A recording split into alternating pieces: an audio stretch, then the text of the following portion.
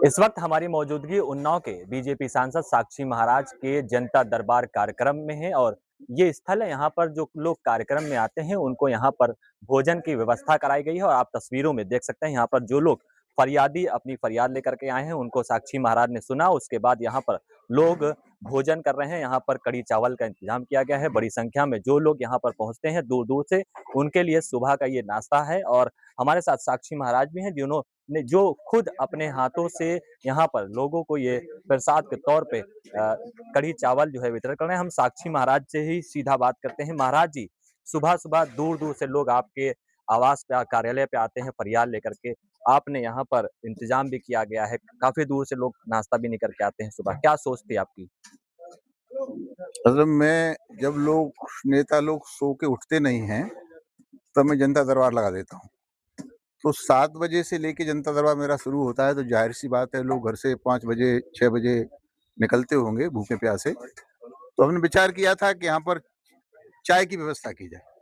तो हमारा शिष्य समिति हमसे आगे बढ़ने वाला है, उसने कहा कि चाय से क्या होगा? कोई कढ़ी चावल, कभी छोले चावल, कभी कुछ और, कभी कुछ और, अच्छा नाश्ते की व्यवस्था करते हैं। तो फिर ये अच्छा व्यवस्था इसलिए की गई है कि अपना काम भी करें और फिर संत के हाथ के प्रसाद का लोग महत्व समझते हैं हिंदुस्तान भारतीय संस्कृति में। तो लोगों को लगता है कि महाराज जी अपने हाथ से दे रहे हैं, तो प्रेम से लोग कोई भी हो, आपने यहाँ देखा भी, सभी लोग आने-जाने वाले, चाहे विधायक भी थे, चाहे हमारे ब्लॉक प्रमुख भी थे, जो भी आता है उसे प्रसाद समझ के सभी ग्रहण करते अच्छा, काफ़ी लोग आते हैं, लगभग कितने लोग आते हैं? कितने लोगों को आप अपने हाथों से हैं। वितरण यहाँ करते कोई सीमा नहीं है, जितने लोग आते हैं सबके लिए व्यवस्था होती है, बचता है तो हम बस्ती में बँटवा देते हैं। हैं? यहीं पर बनता है कि कहीं बाहर से बनता है? यहीं यहीं बनाते हैं, अपने हाथों से बनाते हैं, हमारी देख-रेख में बनता है। तो ये हमारे साथ सांसद साक्षी महाराज थे जिनके कार्यालय पे आप देख रहे हैं कि काफ़ी लोग यहाँ पर आए हुए हैं अपनी फरियाद लेकर के। उनसे भी बात करेंगे। बताइए, कढ़ी चावल खा रहे हैं, कैसा बना क्या है? कहना, बहुत बढ़िया। गुरुजी के हाथ का खाना क्या कहना। अक्सर आते हैं, अक्सर मिलता है? जब आते हैं तब मिलता है।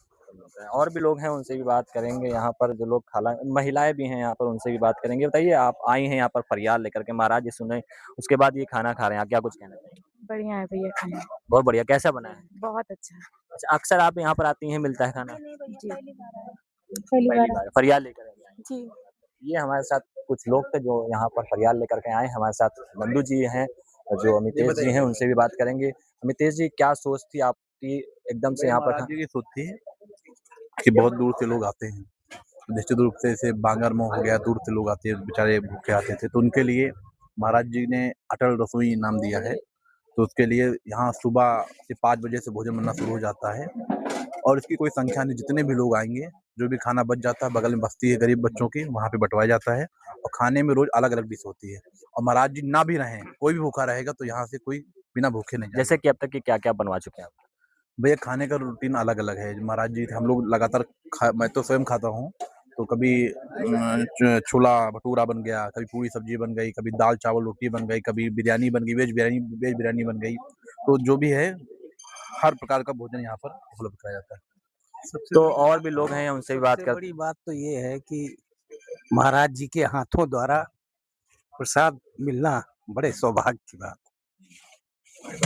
तो यहाँ पर आपने देखा तमाम लोग यहाँ पर फरियादी भी पहुँचे हैं, जिन्होंने अपनी फरियाद को साक्षी महाराज को क्योंकि उसके बाद बाहर जब आए तो सभी को यहाँ पर भोजन मिला और यहाँ पर लोगों ने ये कहा है कि सबसे बड़ी बात यह है कि यहाँ पर महाराज के हाथों से पहले यहाँ पर जो भोजन मिलता है वो सबसे बड़े सौभाग्य की बात है। उत्तर प्रदेश के उन्नाव से मैं शाबान मलिक, न्यूज़ प्ले।